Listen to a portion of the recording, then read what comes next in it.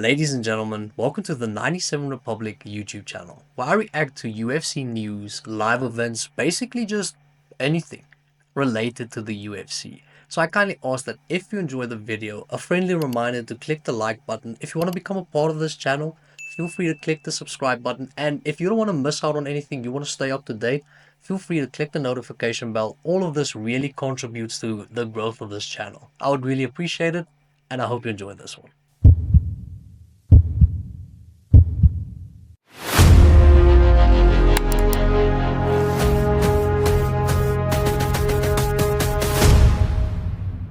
Main card predictions for UFC Fight Night Sandhagen versus Figueiredo. Now, last weekend, I went 6-0. Now, if you haven't heard.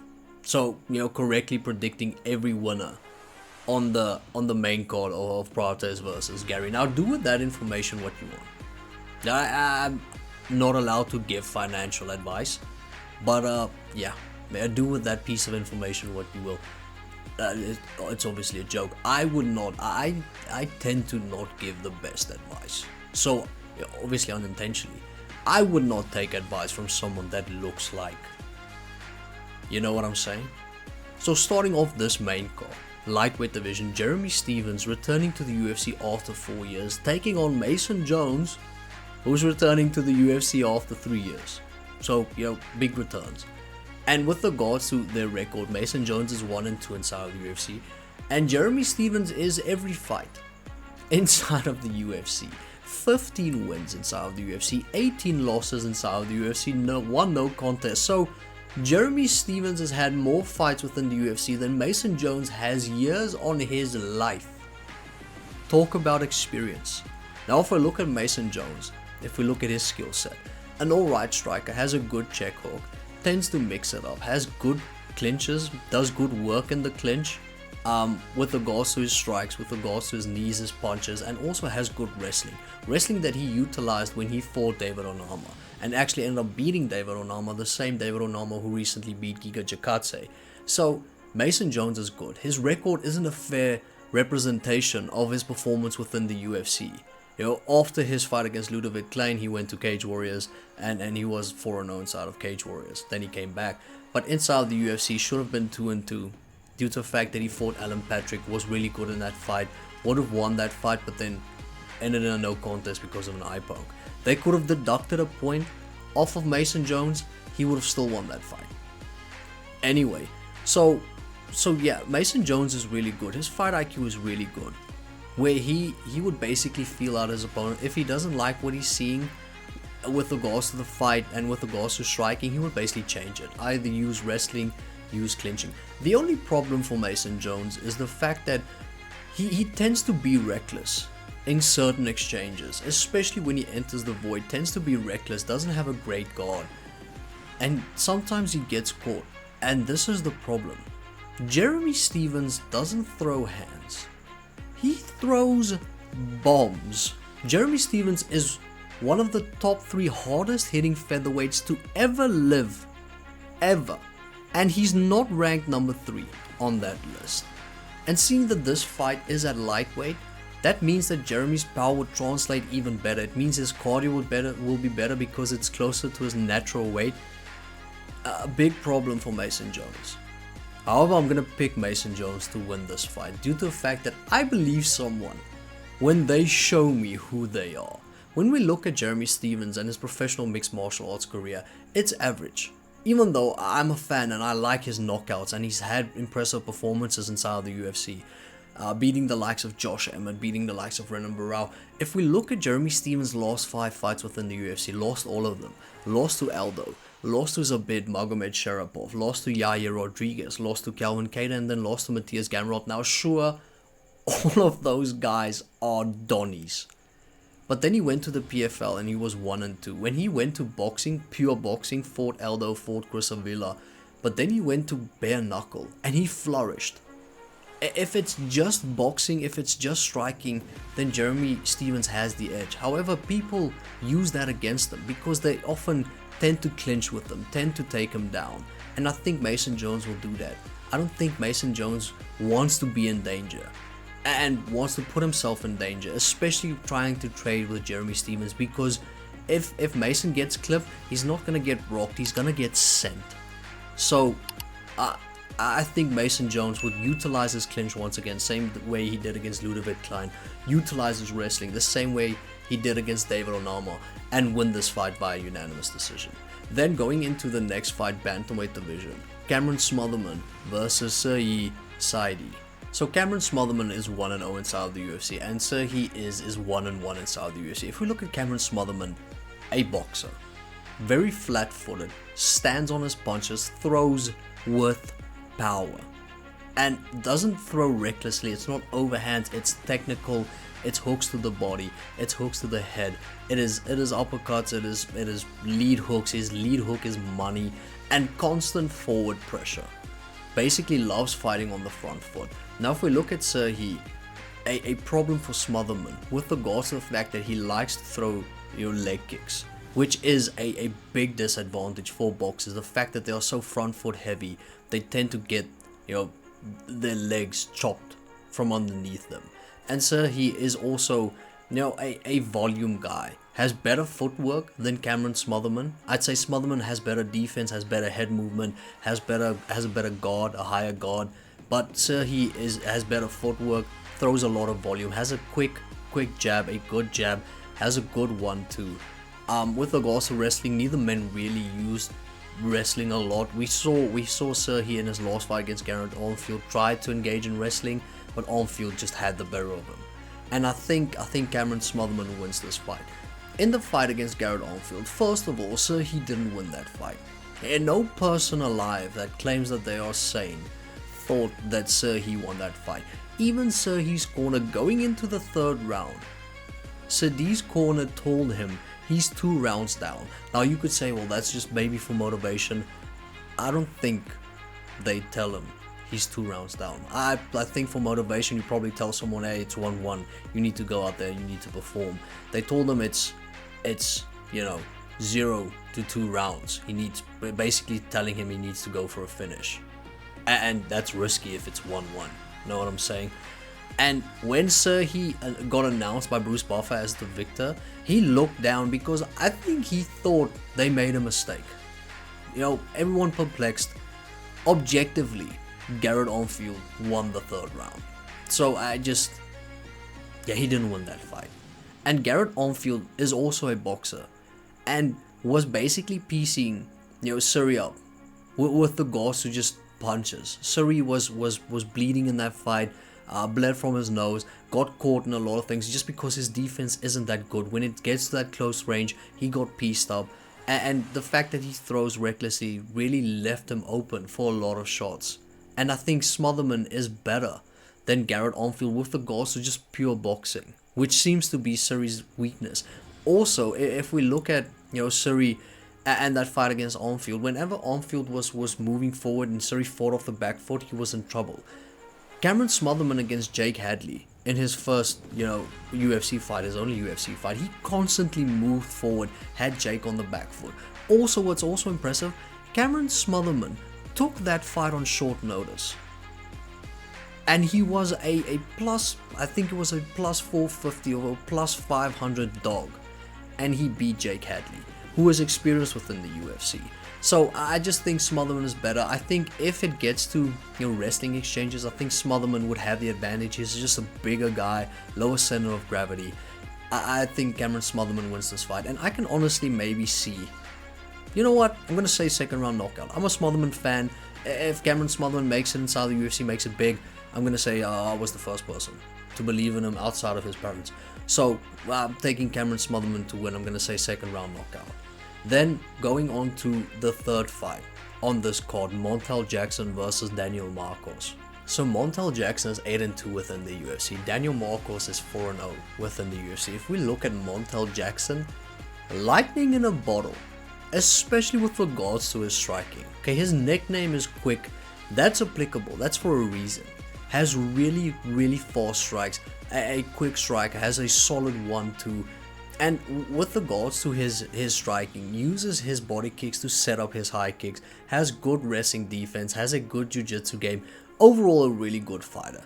Daniel Marcos on the other hand is predominantly a striker, can probably wrestle, does use it somewhat, but not to the extent where I'd say where it's a major problem.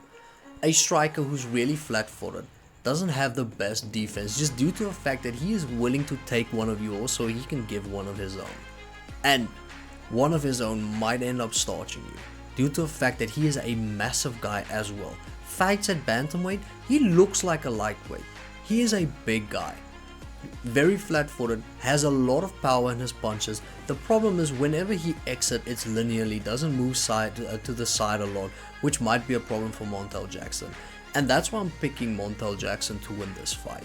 Due to the fact that I get the guy with more experience. I get the guy that is ranked. I get the guy that technically he's a better striker. If we look at Montel Jackson, if we look at his record within the UFC, 8 wins, 2 losses. The only times that he ended up losing was when he fought pure wrestlers. When he fought Ricky Simone, when he fought Brett Johns. Whenever he fights someone else, whenever he fights a striker, he has the upper hand. Just due to his accuracy, due to his timing, due to his speed. And that's why he's so impressive. Because the lack of power within the bantamweight division basically means that if you want to be a knockout artist, then you need to, be very efficient with regards to your timing, your accuracy, your speed, and he is. I mean, with regards to his knockout percentage in the bantamweight division, it's impressive, and it's because of these attributes. When we look at Daniel Marcos, when he fought Adrian Yanez in his last fight, clipped Yanez, rocked his boat, but he ate a lot of shots just due to the fact that his guard is very wide. Straight shots, Yanez could have landed at will with regards to just straight jabs, straight crosses, and I think that's a problem because that's Montel Jackson. It's one of his best shots is his straight 1-2 where he knocked out Damon Blackshear with it. And with regards to Daniel Marcos and his fight against John Castaneda, also rocked John's boat, but John was circling to his power side, something that Montel Jackson definitely won't do. He's smarter than that. He'll basically just circle to his left instead of his right. So, I mean, Marcos is right. He won't circle to Marcos' right because Castaneda did it. He found out. I just think Montel Jackson is a better fighter overall, all-round a better fighter in his fight against Rani Yahya, who is probably one of the best jiu-jitsu guys ever within the UFC. Montel Jackson was safe, and Yahya is a problem. Montel Jackson was safe in that fight, was really mature in that fight, knowing that basically just had to survive. He did that, had the fight standing up, and then knocked out Rani Yahya as well. Just think Montel Jackson is better all round. I think he gets it done, and I'm gonna say knockout. I know Daniel Marcos is something out of a comic book, but I think with that straight 1-2, I think Jackson clips him. I think he knocks him out. Yeah, second round knockout. Gonna go with Montel Jackson. Fourth fight, Santiago Ponzinibbio versus Daniel Rodriguez. Now, before I get into it, just a disclaimer, some advice, and this is advice I would genuinely take. If you're a betting man, I would not touch this fight with my ex-girlfriend's money. Okay, if you have a sugar mommy, would not even use her budget for this fight, because anything could happen due to the fact that they're old men, old fighters within the UFC. Santiago Ponzinibbio is 12-7. D-Rod is 8-4 inside the UFC. Even though D-Rod has a better record, his last 4 performances looked worse in my opinion than Santiago Ponzinibbio. So Ponzinibbio he's had a good career within the UFC. Fought the likes of Sean Strickland, fought the likes of and beating, Sean Strickland, fought the likes of Neil Magny, Mike Perry, Gunnar Nelson, ended up beating all of them. So he's good. He's more experienced than Daniel Rodriguez. With regards to his striking, he's really, still has a lot of speed for his age. Has a good jab, does good work off of his jab, has a good 1-2. He uses feints whenever he enters, has somewhat good footwork, but his head movement is really good. Santiago Ponzinibbio's head movement's really good. He, slips a lot, and his opponent misses a lot, especially when they target his head.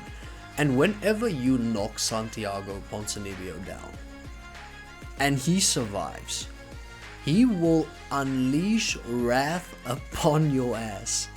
Due to the fact that we've seen it multiple times. We've seen it with the Colston Harris fight. Santiago was damaged, was down on the ground, recovered, ended the fight. Same happened to Alex Morono. With regards to Santiago Ponzinibbio, with regards to active fighters in the UFC, has some of the most knockdowns in the UFC out of all of the active fighters. So Santiago's really good. If we look at Daniel Rodriguez, he's also really good, but at the latter end of his career, you could, and it tells. Due to the fact that he's predominantly a striker, more of a volume guy than Santiago is, has a good jab, has a good left high kick. The problem is, defensively, not the best. And in his fight against Alex Morono, he got caught a lot. If it wasn't for how durable Daniel Rodriguez is, probably would have been sent home. After being sent to the hospital. The only thing is Morono doesn't have a lot of power, doesn't have the power that Santiago has, doesn't have the accuracy or the timing that Santiago has either. And with regards to D-Rod's last fight against Alex Morono, took him a while. Only in the second round he started piling on the pressure due to the fact that he was, protecting himself better through more volume. And I don't think the same will apply. I'm picking Santiago to win this fight. I'm gonna go unanimous decision. I just think with regards to overall Santiago's skill set, he will also be able to take Daniel Rodriguez down if he feels like he's in any danger. I think he has the upper hand with regards to his wrestling, striking. I'd say it's basically even though they don't really approach it in the same way. With regards to Santiago, I think you'll be able to catch Daniel Rodriguez with bigger shots just due to the fact that D-Rod's defense isn't the best. With regards to Santiago's feints, with regards to his 1-2, I think it may tell. And also has good leg kicks as well. I just feel like Santiago is the better, well-rounded fighter in this clash against Daniel Rodriguez. That's why I'm picking him. But I would not even put $1 on it, because anything could happen, especially in this fight. Don't touch it. And then onto the co-main event in the middleweight division, Reinier de Ridder versus Bo Nickal. Now, Reinier de Ridder is 2-0 within the UFC, and Bo Nickal is 4-0 within the UFC. But if we look at overall experience, Reinier has a considerable advantage due to the fact that prior to being signed to the UFC, Reinier fought in one championship, where he was actually a champion as well. And I think Reinier has had 21 professional fights within his mixed martial arts career.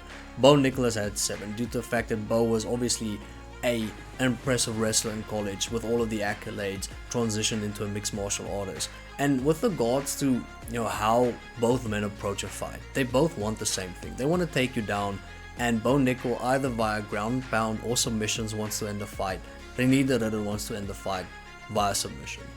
And the problem is, with both men, we've seen this a lot, where both men are grapplers, wrestlers.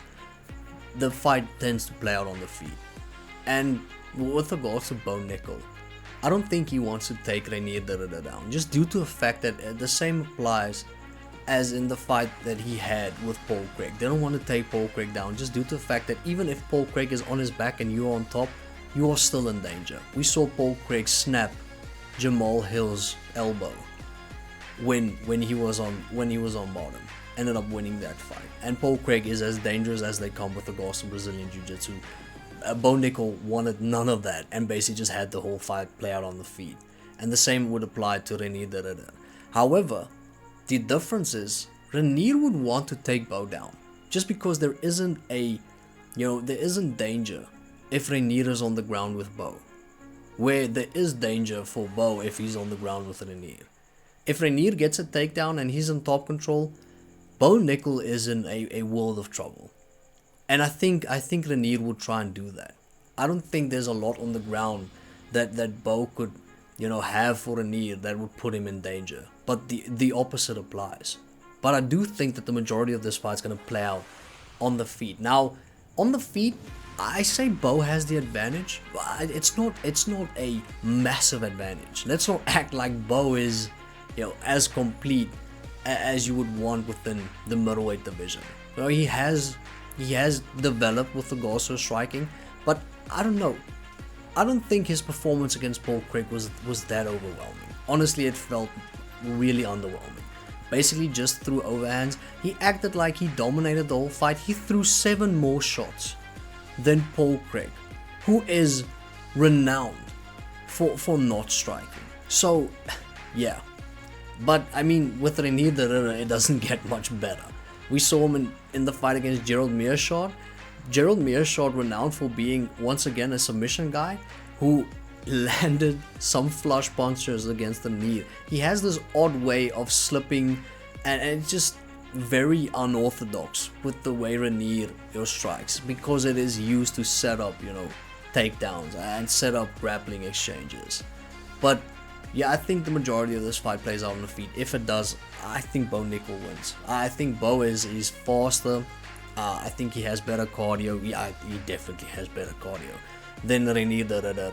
And yeah, I'm gonna pick Bo to win via unanimous decision. I think this is gonna be a fight that basically will look the exact same as the Bo Nickal versus Paul Craig fight.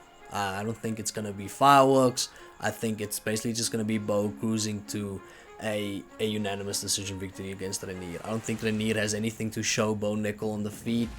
However, if Reinier gets him down, I think Reinier wins this fight. Then moving on to the main event, Cory Sandhagen versus Deiveson Figueiredo. Now, Cory Sandhagen is 10-4 within the UFC, and Deiveson Figueiredo is 13-4-1 within the UFC. If we look at the fighting style and the way they match up against one another, both men are predominantly strikers. The only difference is Cory is more of a volume guy, Deiveson Figueiredo is more of a power guy.